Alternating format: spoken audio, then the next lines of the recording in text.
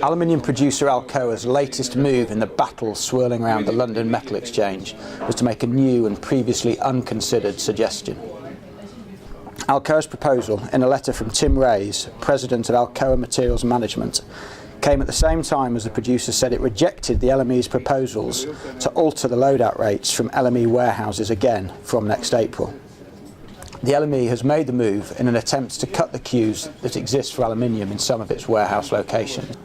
Alcoa has previously called for the exchange to increase the level of transparency it offers around who holds what positions on the LME, be they speculators or corporate companies.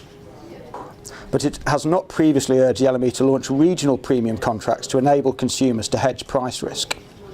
It did so coincidentally on September the 10th, the very same day that its shares were dropped from the Dow Jones Industrial Average.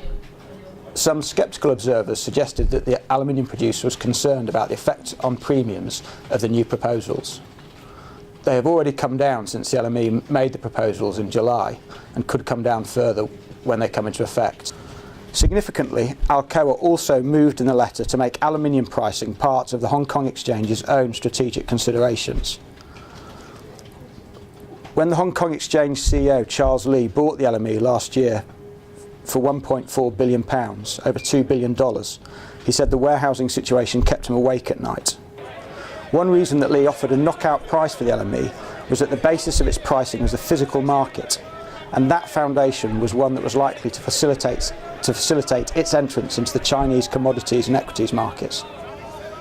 Alcoa suggests the warehouse queues and the high premiums call into question the representativeness of the LME's aluminium price itself.